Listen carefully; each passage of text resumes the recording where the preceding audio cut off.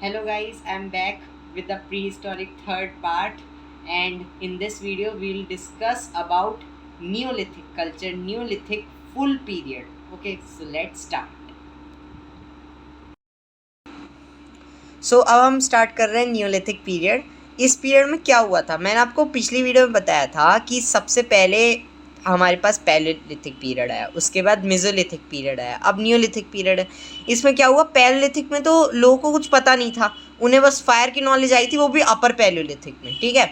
तो उस टाइम तक तो कुछ पता नहीं था, तो उन्होंने क्या करा, जब उन्हें खाने के लिए तो कुछ चाहिए वरना तो मर जाएंगे, तो सर्वाइवल के लिए उन्होंने जो दिखता तो खा लेते, चाहे वो वाइल्ड फ्रूट्स हों, ठीक है, कोई भी जंगली फल हों, कोई भी जंगली पेड़ पौधे हों, कुछ भी हों, और जितने भी जानवर होते थे वो सब मार के खा, क्योंकि उन्हें खाने के लिए चाहिए। अब जब मेसोलिथिक आया तो उसके बाद उन्होंने थोड़ा उगाना स्टार्ट कर दिया, तभी मेसोलिथिक को कहा जाता है कि इस दौरान न्यूलिथिक लाइफ को उन्होंने पेव्ड करा है। पेव्ड मतलब उसका रास्ता बनाया है, ठीक है, ये हुआ। और न्यूलिथिक में इंसान इतना डेवलप हो गया जो कि आज के आप पीपल्स देख सकते हैं, ठीक है। तो अब हम वही स्टार्ट करेंगे न्यूलिथिक पीरियड। चलिए, सो न्यूलिथिक पीरियड में है, in northern India the neolithic age emerge around 8000 से 6000 BC। इसे आप छोड़ दीजिए, इसे करने की ज़रूरत नहीं है, ये बात सच है, बट रियलिटी में आपको बताता हूँ क्या है इसका। देखिए, जो एज थी ना वो थी 9000, ये ध्यान रखिएगा, 9000 से लेकर के ऑलमोस्ट 2000 तक माना जाता है ये, ठीक है। लेकिन कई जगहों पे से 1000 भी कहा जाता है। तो आप दोनों टाइम पीरियड याद रखिएगा। अब देखिए, प्री हिस्टोरिक है तो कोई हम एक्यूरेट तो कह नहीं सकते, हो सकता है जो मैं बता रहा हूँ ये भी ना हो टाइमिंग, लेकिन रफ टाइमिंग पे तो यही माना जाएगा ना, रियलिटी में तो कोई भी नहीं बता सकता, ठीक है। चलिए, अब हम वापस इस पे चलते हैं। इसमें but at some places in southern and eastern India it was late as, ये मैंने आपको रीज़न बताया था ना, जब अफ्रीका से माना जाता है, अफ्रीका ही ओरिजिन था इन सब चीज़ों का, कि एप्स जो थे और जो डायनासोर्स थे वो किस तरीके से ह्यूमंस बने थे, सब अफ्रीकन रीजन से ही माना जाता है। तो अब अफ्रीका से आ रहे हो, अब खुद सोचो, अफ्रीका से क्या सी रूट से आओगे तुम, जब तुम्हारे पास लैंड एरिया है तो वहाँ से आओगे ना। अब वो वहाँ से एंटर करे, कहाँ से, पाकिस्तान वाले रीजन से, POK से, ठीक है, पाकिस्तान, गुजरात, राजस्थान, पंजाब, इन वाले रीजन से वो एंटर करे, तो सबसे पहले नॉर्दर्न इंडिया पे इफेक्ट होगा, सदर्न इंडिया और ईस्टर्न इंडिया पे इफेक्ट ही नहीं होगा, ठीक है। और सदर्न इंडिया पे तो तब भी, ईस्टर्न इंडिया पे तो बहुत ही लेट इफेक्ट होगा, और मैं तो कह रहा हूँ 1000 छोड़ो, उससे भी लेट होगा इसका इफेक्ट, ये रियलिटी है। Its significance in prehistory can be gauged by the fact that we god and chilled, ठीक है। हमने आपको बताया था कि पैलियोलिथिक मतलब ये भी मत छोड़ो, क्या हो कि प्री हिस्टोरिक पीरियड को पूरे को ढूंढने वाले थे कौन, रॉबर्ट ब्रूस फूटी, ठीक है। अब न्यूलिथिक पीरियड आया, इसकी डिस्कवरी करी थी, या डिस्कवरी भी कह सकते हैं, हम कह सकते हैं कि इसकी खोज करी थी, या इसका मतलब, या कह सकते हो आप फाउंड करा था वी गॉड एंड चिल्ड्रन ने, ठीक है। मतलब ये फेज हुआ था, ठीक है, वरना तो ये तो बहुत जगहों पे अलग अलग हिस्टोरियंस ने फाउंड करा था ना। Term the Neolithic phase and Neolithic revolution, क्यों कहा था न्यूलिथिक रिवॉल्यूशन, मैंने आपको बता भी दिया है, इसके बारे में हम और डिस्कस कर लेंगे। Since it introduce a lot of important changes in men's socio economic life. अब ये ध्यान दीजिए आप, सोशियो इकोनॉमिक का मतलब क्या है, सोशल का मतलब हमें जो इंसान, हम एक इंसान है, ठीक है। अब जब हम और लोगों से मिलोगे हमारी एक सोशियो इकोनॉमिक सोसाइटी बन जाती है, ठीक है। और लोगों से मिलना सोशियो इकोनॉमिक सोसाइटी, या फिर सिंपल में कहें तो सोसाइटी बनाती है। इकोनॉमिक मतलब पैसा, अर्थ, ठीक है। तो आर्थिक जो चीज़ होती है वो इकोनॉमिक में आती है। तो इसमें क्या हुआ, अब लोग अच्छा खासा उगा रहे थे, अब उगाने से वो ट्रेड भी कर सकते थे, अब वो ट्रेड कर सकते थे तो उससे अच्छा खासा पैसा भी आ रहा है, इस वजह से अब लोग और लोगों से बातचीत भी कर सकते हैं, क्योंकि उनका दिमाग बढ़ रहा है, अब वो नए नए तरीके सीख रहे हैं, ठीक है। विच कंस्टिट्यूएंटली ग्रेटली इफेक्टेड दी ह्यूमन लाइफ, उसने बहुत अच्छे से ह्यूमन लाइफ को इफेक्ट करा। अब इसके कुछ इनोवेशंस जो मैंने आपको बताया ना, बस उसी को ये डिटेल में और बता देंगे। Some of the innovations were beginning of agriculture, animal domestication, मैंने आपको ये बता ही दिया है, एग्रीकल्चर तो हुआ ही हुआ था, ठीक है, ये तो मेसोलिथिक में भी, और यहाँ तक कि एनिमल डोमेस्टिकेशन भी हो गया था। अब ये हुआ था, the use of sharp and polish neolithic tools made it easier to cultivate the soil, and thus Neolithic man cultivated land and grew fruits corn like ragi and horse gum कुलेठी, ठीक है। तो सबसे पहले सीड्स उन्होंने उगा के देखे, ठीक है, अब ये सीड्स कहाँ से आए, पहला सीड कौन सा था, ये तो कोई इंसान भी नहीं जानता, ये किसी को नहीं पता कि कौन सा पहला सीड था। लेकिन सबसे पहले उगाने की जो चीज़ थी वो रागी और हॉर्स ग्राम, जिसे कुलाठी कहते हैं, इन चीज़ों को इन्होंने उगाया था। और यहाँ पे डोमेस्टिकेशन जैसे कि कैटल, शीप, गोट्स, ये सब चाहिए, क्यों, इनसे दूध मिलेगा, इनसे बहुत सारी डेयरी के प्रोडक्ट्स बन सकते हैं। ठीक है, दूसरा है innovations in technology. The neolithic man innovated in the production of stones, tools, producing implement such as polished, packed and ground stone tools. ठीक है, अब मैं आपको बताया ही है कि पैलियोलिथिक में वो बहुत रफ पत्थर थे और इतने शार्प तो होते नहीं थे, वो भी अपर पैलियोलिथिक में आते आते शार्प हुए। ठीक है, मेसोलिथिक में तो बिल्कुल ही बहुत ज़्यादा छोटे हो गए थे और शार्प थे वो, लेकिन इस पीरियड में वो इतने बड़े भी थे, छोटे भी थे और इतने शार्प थे कि आराम से वो कोई भी चीज़ को आराम से छील सकते थे। इस वजह से वो उनको कल्टीवेशन की प्रोसेस में भी यूज़ किया करते थे। ठीक है, दे डिपेंडेड ऑन पॉलिश्ड स्टोन्स, मैंने आपको बता ही रखा है, ये सारी वहीं ये वाली बातें बता रखी हैं। इसमें बस आप स्टोन टूल्स देख लीजिए जो कि इसमें बताया, needles, scrapers, borers, arrowheads, pendants, bangles and earrings. अब हम ये तो समझ गए, needles, scrapers, borers and arrowheads. अब ये पेंडेंट्स, बैंगल्स एंड ईयरिंग्स, अब ये कहाँ से आ गए, झुमके वगैरह ये सारी चीज़ें कहाँ से आ गई। तो इसमें क्या था, जब लोगों का दिमाग बढ़ेगा तो उन्हें ये भी पता चलेगा कि आपने देखा होगा लास्ट अपर पैलियोलिथिक में हमने पढ़ा था कि जो जगह थी ना, एक और भी जगह थी ऐसे कि चिंतामणि गवी जो थी, वहाँ पे स्टोन टूल्स मिले थे। ठीक है, स्टोन टूल्स मिलते, उसके साथ साथ एक और टूल्स भी मिलते, उसे कहते हैं हम बोन टूल्स, वो भी मिले थे। अब उन दोनों के कॉम्बिनेशन से लोगों ने कह सकते हो कि तो हार, झुमके, ये जो सारी चीज़ें थी ये इन्होंने बनाई थी। ठीक है, इनकी वजह से इनका काम भी इजी हो गया, ये लोग नए नए हार, ज्वेलरी भी पहन सकते थे। और जब आप हड़प्पन फेज़ में आओगे ना, तब आपको पता चलेगा कि कितने डेवलप हो गए थे ये लोग, एक ऐसे प्री हिस्टोरिक पीरियड से गुजर कर कि कहाँ से कहाँ तक पहुँच गए थे। मतलब ऐसे कह सकते हैं कि ज़मीन और आसमान नहीं, ये तो अंतरिक्ष का इतना लंबा था इनका। ठीक है, अब invention of pottery. The neolithic era communities first made pottery by hand, पहले तो उन्होंने हैंड से बनाई थी। ठीक है, उसके बाद इन्होंने पोटर्स व्हील से बनाए थे, potter's wheels. There in pottery included black burnished ware, grey ware and mat impressed ware. ठीक है, तो ब्लैक बर्निश्ड वेयर, तो बर्निश्ड वेयर का क्या मतलब है, उन्होंने जलाया। अब जलाओगे कोई चीज़ तो काली तो होगी, उसे उन्होंने ब्लैक बर्निश्ड वेयर दे दिया नाम। ठीक है, ग्रे वेयर भी सेम वही है। और मैट इम्प्रेस्ड वेयर, मैट देखते हो आप, मैट के जो ऐसे स्क्वायर, ट्रेपेजियम, पैरेललोग्राम जैसे शेप्स जो होते हैं वो उन पे छाप दिए। ठीक है, ये बहुत ज़्यादा स्केल पे देखिए, ये तो कुछ भी नहीं है। जब आप हड़प्पन सिविलाइजेशन में आओगे ना, उसमें तो ऐसी ऐसी पॉटरी मिली है कि कुछ के बारे में तो बताया भी नहीं गया। कई की 50 से ज़्यादा अलग अलग टाइप की पॉटरी मिली है, तो यहाँ पे 3-4 दे रखी हैं। ठीक है, दूसरे पे आते हैं हम।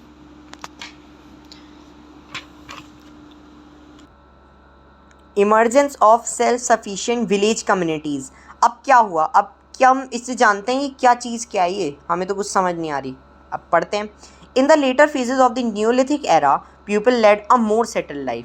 देखिए, आपको जब भी हिस्ट्री पढ़नी हो ना, एक चीज़ मन में ध्यान रखिएगा, जब आप पढ़ रहे हो, ठीक है, पढ़ने अब जब स्टार्ट करोगे तो अपने आप ही सीखो, लेकिन जब आप पढ़ रहे हो इस चीज़ को ध्यान रखिए, हर चीज़ को कनेक्ट करते हुए चलो, यही हिस्ट्री और कुछ नहीं है। मैंने आपको बताया कि जब वो लोग डेवलप हुए ना, अब खुद ही सोचो, जब यार इंसान डेवलप होगा तो क्या वो एक केव के अंदर रहेगा, क्या उसे ज़रूरत पड़ी केव के अंदर रहने की, अब वो घर बनाएगा अपना, अब उसका हक है, उस पर प्रॉपर्टी हो गई, अब वो उसकी है ना, तो ये चीज़ आपको सोचनी चाहिए।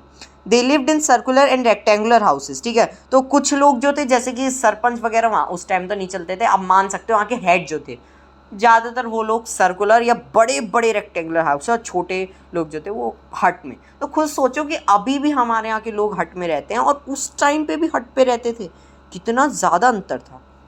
ठीक है, division of labour based on sex and age. ठीक है, अब इस चीज़ को जानेंगे हम, ये क्या है हमें नहीं समझ आ रहा, हम वापस से देखते हैं। As society was progressing. ठीक है, जब अब देखिए, जब सोसाइटी प्रोग्रेस हो रही है, इन्होंने बताया the need for additional labour was recognise and this labour was procured from other non kin groups too. ठीक है, तो इसमें ये चीज़ बता रखी है, इसका मतलब ये है कि अब जैसे यार जब सोसाइटी प्रोग्रेस हो रही है तो देखिए डेफिनेटली ये बात आएगी कि मैन ज़्यादा शक्तिशाली है, ऐसा माना जाता है। ठीक है, ये क्या है, ये चीज़ें आप मान सकते हो वेदों से चली हुई आ रही है। अब ये चीज़ वेद से पहले, लेकिन तब भी कोई चीज़ का ओरिजिन तो कहीं ना कहीं से होगा ना, ओरिजिन इसने ही करवाया है। तो अब लोगों के माइंड में ये चीज़ आ रही है, उनका माइंड खुल रहा है, तो अब वो और चीज़ों के बाद सोच रहे हैं। मैंने आपको बताया हर चीज़ को कनेक्ट करते हुए चलो, ठीक है। वही अब लोग सोच रहे हैं कि लड़कियों को काम ज़्यादा मिले या कम मिले, क्या क्या मिले क्या ना मिले, लड़कों को किस तरीके से मिले, वो सब के बारे में बताए। उसी टाइप पे लेबर को बांट दिया गया। ठीक है, अब ये जो न्योलिथिक रीजनल कल्चर्स हैं, मैं इसका आपको फोटो साइड में दिखा दूंगा। ठीक है, मैं यहाँ पे अप्लाई कर दूंगा। ठीक है, अब हम इसे भी डिस्कस करते हैं। दैट न्योलिथिक रीजनल कल्चर, सबसे पहले Neolithic culture of north western India. देखिए, अब बात तो ऐसी है कि हर एक जगह को फेज से गुजरना तो पड़ेगा, वरना वो डेवलप कैसे होगी। ठीक है, ये इंपॉर्टेंट बात को ध्यान में रखते हुए हमने कई सारे कल्चर्स को भी अब बांट दिया। कैसे, पहला है नॉर्थ वेस्टर्न इंडिया। तो अब हम कौन से रीजन में चल रहे हैं, आप ये समझ लीजिए कि अब हम चल रहे हैं वेस्टर्न इंडिया। इसका मतलब अगर आप यहाँ से इस तरीके से अगर कोई आप इंडिया का पार्ट बनाए, तो ये वाला जो रीजन है वेस्टर्न इंडिया, जहाँ पे गुजरात भी इन्वॉल्व होगा। ठीक है, ध्यान रखिएगा। इसमें क्या हुआ, in the north western part of India the neolithic culture began at a very early date. वो बहुत पहले होगा, मैंने आपको इसका रीज़न बताया है। देखिए, अगर आप एटलस पे जाओगे ना, तो ये चीज़ आपको और अच्छे से समझ में आएगी। ठीक है, अगर आप चाहते हो कि मैं एटलस के ऊपर भी एक वीडियो बनाऊं, तो आप मुझे कमेंट डाउन कीजिए, मैं आपको डेफिनेटली बना के दूंगा। ठीक है, सो इसमें बताया कि ये बहुत अर्ली डेट पे स्टार्ट हो गई थी। For instance the site of Mehrgarh has produce evidence of early Neolithic. तो मेहरगढ़ जो है उसमें बहुत ही जल्दी जो है न्योलिथिक टाइम्स की, तो ये चीज़ उसमें बहुत जल्दी देखने को मिली है कि वहाँ पे कितनी जल्दी प्रोडक्शन हो। अगर आप बात करो मेहरगढ़ कहाँ पे है, तो मैं आपको बता देता हूँ, पाकिस्तान बलूचिस्तान वाला जो रीजन है उसमें ही पड़ता है, मतलब प्रोविंस है पाकिस्तान का। चलो, न्योलिथिक कल्चर और एट ऑफ कश्मीर। ठीक है, the neolithic culture in Kashmir was contemporary to the Harappan civilisation. देखिए, इसका कुछ नहीं कह सकते, हड़प्पन सिविलाइजेशन पहले आई थी, वो पहले आई थी, बट हाँ रफ एज पे कार्बन 14 डेटिंग की मदद से ये पता लगाया गया है कि जी हाँ, वो ही पहले आया था प्री हिस्टोरी, उसके बाद आया था हड़प्पन सिविलाइजेशन। लेकिन कुछ फेज़ ऐसे हैं जो हड़प्पन सिविलाइजेशन से बहुत पहले स्टार्ट हो गई थी, और वो फेज़ के बाद में है तो भी उन्हें प्री हिस्टोरी। तो हिस्ट्री का यही बहुत बड़ा रोल। अगर आप एंशियंट हिस्ट्री पढ़ रहे हो ना, तो उसमें बहुत इम्पॉर्टेंट दूसरी बात ये रखनी है आपको कि आप ये मत सोचो कि ये पहले आया था ये पहले आया था, आप सोचो लेकिन इतना हाई लेवल मत कर लो उसे। ठीक है, क्योंकि कोई फ़ायदा नहीं, आपको नहीं पता चल सकता, यही हिस्ट्री है। नाउ नेक्स्ट चलते हैं, हम नेक्स्ट पे आ जाते हैं Neolithic culture of Ganga's valley and central India. इसका मतलब बीच वाला region, what is Madhya Pradesh. ठीक है, सो यहाँ पे क्या बताया गया कि characterise by cord mark pottery. यहाँ पे कॉर्ड मार्क पॉटरी चलती थी। कॉर्ड कभी कभी रस्सी से भी माना जाता है उसे। ठीक है, इंपॉर्टेंट साइट जो थी जैसे कि कोलधीवा, चिरांद, सीनवर एंड महागर। ठीक है, तो अगर आप चाहते हो मैं आपको बताऊँ, तो मैं आपको बता देता हूँ। ये जो रीजन है चिरांद, ये बिहार में पड़ता है, या बिहार में पड़ती हैं। और महागर, कोलधीवा वाले जो रीजन है ना, ये नीचे पड़ते हैं, उत्तर प्रदेश जो है, मतलब हाँ उत्तर प्रदेश में ही, इलाहाबाद के मान सकते हो आप, नीचे पड़ते हैं प्रयागराज के नीचे। ठीक है, और सेनुआ जो है ये भी नॉर्थ इंडिया का ही एक पार्ट है, ये मध्य प्रदेश और उत्तर प्रदेश के आसपास के रीजन में आता है। ठीक है, नेक्स्ट है Neolithic culture of eastern India. अब हम ईस्टर्न इंडिया पे चलते हैं। देखिए, धीरे धीरे पहले हम नॉर्थ वेस्टर्न पे गए, नॉर्थ वेस्टर्न इधर वाली साइड पे। ठीक है, कहाँ पे, इधर, ऐसे मान लीजिए, अभी आप ये बुक समझ लीजिए इंडिया। ठीक है, इंडिया ऐसे ही समझ लीजिए। पहले हम कहाँ गए, इस वाले रीजन में, यहाँ नॉर्थ वेस्टर्न में। ठीक है, नॉर्थ वेस्टर्न में गए हम सबसे पहले। उसके बाद हम कहाँ गए, हम गए कश्मीर वाले, ऐसे ऊपर गए हम।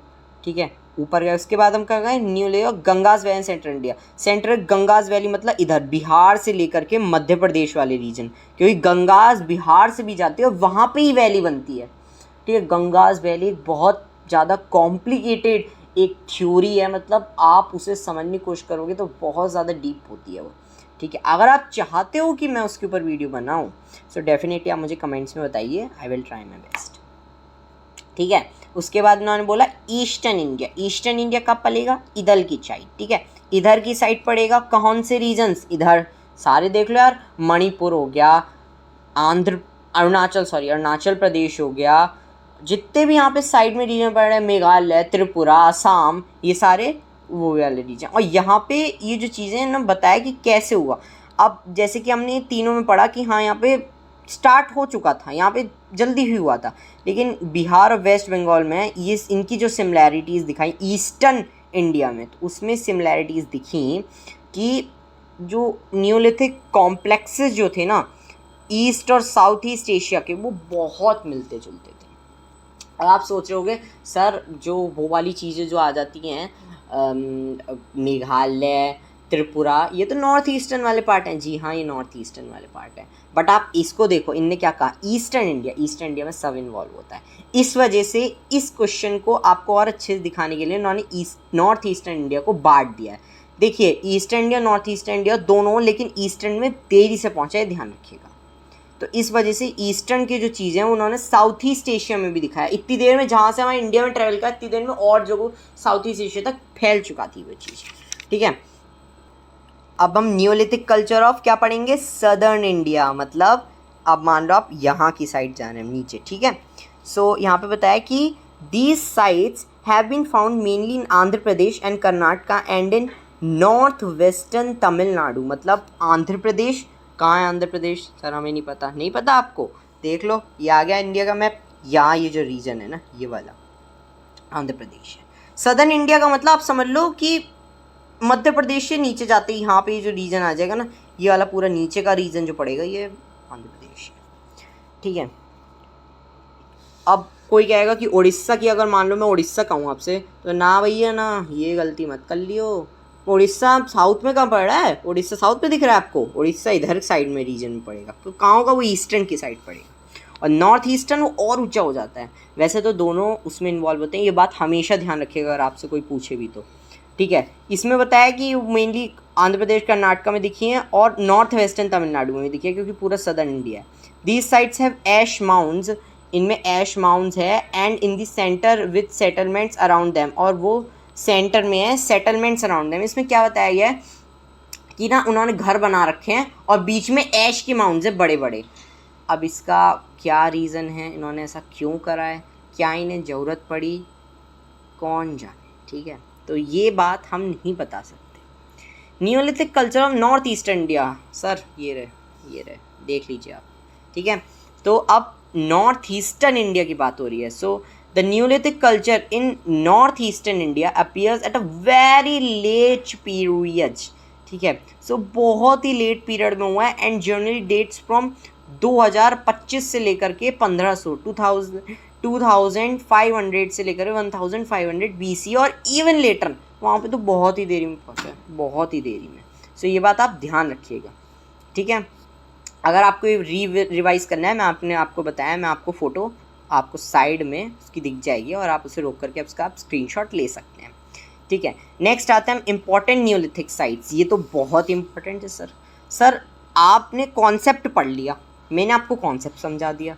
अब क्वेश्चन पूछने में आएंगे तो कहाँ से, क्या कॉन्सेप्ट से पूछेंगे? पूछ लेंगे, हो सकता है पूछ लें, और ज़्यादातर होता भी है, मेंस वगैरह में पूछे जाते हैं क्वेश्चंस, ठीक है। प्रीलिम्स में बहुत कम होती है चांस, और बिल्कुल ही कम हो जाता है कभी कभी। लेकिन इन अगर साइट्स की बात करें, ये तो आप समझ लो, अगर आपने ना पढ़ा तो आप समझ लो कि आपने कॉन्सेप्ट को चाहे कितने अच्छे से पढ़ लिया हो, आपका 20 से 30%, और इवन इससे भी कम हो सकता है, आपका सिलेबस कम है। इसलिए ध्यान रखिएगा, साइट्स हमेशा पढ़नी है, साइट्स को अच्छे से अच्छे पढ़िए, ठीक है। साइट्स को अच्छे से अच्छे पढ़िए। साइट में देखिए समझने वाली कोई बात नहीं होती, इसे तो आप एक लाइन में पढ़ लें, आपको समझ में आ जाएगा। फिर भी मैं आपको ये समझा देता हूँ, ठीक है। बर्ज़होम जम्मू एंड कश्मीर के अंदर मिलता है, ठीक है। यूनिक रेक्टेंगुलर चॉपर मिला है इसके अंदर, चॉपर समझते हो ना, काटने वाला जो होता है, जैसे मान लो खीरा है, खीरे को आप चॉप कर रहे हो, चॉपिंग हो रही है उसकी, उस वाले। नेक्स्ट है domestic dogs buried with their master in Graves. Domestic dogs को अपने मास्टर के साथ ग्रेव्स में दबा दिया गया। आप पूछोगे ऐसा क्यों हुआ? देखिए ये हिस्ट्री है, मैंने आपको पहले ही बताया था। यहाँ पे क्या कैसे होता है ये चीज़ जान सकते हो आप, बट अगर ये चीज़ और पीछे चली जाती है तो ये चीज़ आपके लिए जानना बहुत मुश्किल हो जाती है, इसलिए ध्यान रखिए। गुफकराल भी जम्मू कश्मीर के अंदर पड़ जाता है, ठीक है। Famous for pit dwelling, stone tools and graveyard in house, ठीक है। तो पिट ड्वेलिंग का मतलब भी है खुदाई करना, ठीक है। ड्वेल खुदाई करना, जैसे कि पानी निकालने के लिए भी हो सकता है वो खुदाई। स्टोन टूल्स पता ही है आपको, ग्रेवयार्ड मतलब पता ही है, नहीं पता मैं बता देता हूँ। ग्रेवयार्ड मतलब जहाँ पे जो किसी ने अनाज उगाया है ना, बहुत सारे मतलब क्रॉप्स उगाई हैं, उसको स्टोर तो करना पड़ेगा ना एक जगह पे। नेक्स्ट है मस्की, ब्राह्मगिरी, पिकलीहाल एंड तकलाकोटा, ठीक है। ये सारे क्या हैं, कर्नाटका के रीजन्स। ये कैटल हर्डिंग के दिखाते हैं कि कैटल को भी हर्ड किया जाता था, यहाँ पे डोमेस्टिकेशन था, ठीक है। बुधिहाल कर्नाटका के अंदर रीजन पड़ जाता है, जिसमें बताया है proof of community food preparation and feasting, ठीक है। तो कम्युनिटी फूड प्रिपरेशन भी होता है और फीस्टिंग भी हो सकता है यहाँ पे, ठीक है, दोनों चीज़ें। Chirand Bihar, considerable bone implement specially made of antlers that is horns of lotus. तो उसमें बताया कि बोन इम्प्लीमेंट्स बने हुए हैं जो कि स्पेशली एंटलर्स के बने हुए हैं, ठीक है। किसके? एंटलर्स के। एंटलर्स मतलब वो हमने देखे सींग जो होते हैं, 12 सींग जो होते हैं, उनके जो सींग होते हैं ना, उन्हें एंटलर्स बोला जाता है। किसके? हिरण के, डियर्स के, ठीक है। बेलन वैली पता ही आपको बताता हूँ मैं, बेलन वैली एक बारी में। बेलन वैली कहाँ है? Northern spurs on the Vindhyas and in the middle patch of Narmada valley. Okay, मैं आपको एक लाइन में बता देता हूँ इसका मतलब क्या है। बेलन वैली का मतलब है उत्तर प्रदेश में सिचुएटेड रीजन, बस हो गया और कुछ भी नहीं है, ठीक है। इसमें बताया कि इनने सारे पैलियोलिथिक से लेकर मेसोलिथिक, नियोलिथिक सब सीक्वेंस में। कोलधीवा इन बेलन वैली, ये भी बेलन वैली का ही है। और इसमें बताया कि नियोलिथिक, चैल्कोलिथिक और इवन आयरन एज तक पहुंच चुका है, ठीक है। नेक्स्ट है चौपाणी मांडो, बेलन वैली का ही रीजन है, ठीक है, ध्यान रखिएगा। Provides earliest evidence of use of pottery, ठीक है, पोट्री का यूज हुआ है तो उसमें तो रीजन है। Mehrgarh, bread basket of Balochistan, a province of Pakistan. वाह, मैंने वही बताया था अभी आपको, ठीक है। अर्लीस्ट न्योलिथिक साइड है, evidence of human built of sun dried bricks. Sun dried bricks मतलब देखिए ब्रिक किससे बनती है? मिट्टी से। मिट्टी को सुखाया जाएगा तभी तो ब्रिक्स बनी है, गीली मिट्टी से ही। वो तो फिर ऐसे हो गया कि आप जैसे कई कई रीजन्स पे कल्चर होता है ना कि गाय का जो गोबर होता है उसे दीवार पे लगाया जाता है, वो रीजन नहीं करना ना, वो यहाँ पे चीज़ें थोड़ी ना चल रही हैं। Evidence of cultivation of crops like wheat, barley and cotton. Earliest example of dentistry that is drilling of human tooth. अभी कैसे हो गया भाई, खुद सोचो, जब वहाँ पे नुकीले टूल्स बन चुके हैं तो हो सकता है, क्यों नहीं हो सकता, लोग डेवलप हो रहे हैं। लेकिन ऐसा करा क्यों? इतनी ज़्यादा डेवलपमेंट की डेंटिस्ट्री हो गई। देखिए ये चीज़ डेवलप तो होगा, ह्यूमन ब्रेन बहुत डेवलप होगा और अभी आने वाले फ्यूचर में भी हो सकता है बहुत डेवलप हो सकता है। क्या होगा? डेफिनेटली होगा। नेक्स्ट कोलदीवा एंड माहरगढ़, उनको वापस से ही एक तरीके से दिखा दिया गया है, सेम ही है। इसमें सर्कुलर हट्स दिखाए गए हैं जो कि क्रूड हैंडमेड पॉटरी है। सर्कुलर हट्स और क्रूड हैंडमेड पॉटरी है इसमें, ठीक है। क्रूड माने क्रूड ऑयल, ठीक है। क्रूड ऑयल भी होता है, एक और बात ध्यान रखिएगा, क्रूड जो होते हैं स्टोन्स भी होते हैं, क्रूड के पाउडर और स्टोन्स भी निकलता है ज़मीन के अंदर से, ठीक है। ऑयल से कोई पॉटरी नहीं बनती, ठीक है। ऑल्सो एविडेंस ऑफ राइस, इसमें बताया गया कि यहाँ पे सबसे पुराना, दुनिया का सबसे पुराना एविडेंस हमारे इंडिया के कोलदीवा माहरगढ़ में मिला था, तो ये बात आप ध्यान रखिएगा। उसके बाद कुछ प्रोमिनेंट साइट, प्रोमिनेंट का मतलब आपको बता देता हूँ, प्रोमिनेंट मतलब इम्पॉर्टेंट, जैसे कि पायमपल्ली इन तमिलनाडु, उतनूर, नगरजुनाकोंडा, बुधिहाल इन Andhra Pradesh, Amri Kot Diji in Sindh Punjab, Garo hills in Meghalaya, साइकोला near Takshashila on Potwar plateau. Potwar plateau अगर आपको नहीं पता मैं बता देता हूँ, पाकिस्तान वाला रीजन, ठीक है। सो ये समझ लीजिए, इनके बारे में कुछ नहीं बता रखा, लेकिन ये इंपॉर्टेंट साइट्स हैं, ये आपको ध्यान रखनी चाहिए, ठीक है। जो मैंने आपको ये सारी साइट्स पढ़ाई हैं, ये कि इसकी भी पिक्चर मैं आपको लगा दूंगा, आप देख लीजिएगा, ठीक है। या आपको मैप मिल जाता है, अगर आपको चाहिए इसकी भी मैं पिक्चर लगा दूंगा। उसके बाद ये जो पूरी इसमें बताया कि पैलियोलिथिक, मेसोलिथिक और नियोलिथिक जो पीरियड है, इसके बीच में डिफरेंस आपको पढ़ना चाहिए, रिवीजन करा देता है, इसकी मैं पिक्चर आपको लगा, ठीक है। सो गाइज आज के लिए बस इतना ही। अगर आपको चैल्कोलिथिक एज की भी वीडियो चाहिए, वैसे बहुत कम लोग इसे पढ़ते हैं, लेकिन अगर आपको चाहिए तो कमेंट्स में मुझे बताइएगा, और बाकी फिर हम नेक्स्ट वीडियो में, अगर आपने बताया तो मैं इसको फिर लाऊंगा और फिर हम प्री हिस्टोरिक को ख़त्म करते हैं। उसके बाद सबसे बेस्ट जो कि आप मान सकते हो चैप्टर हड़प्पन सिविलाइजेशन वो स्टार्ट करेंगे। ठीक है, सो थैंक यू।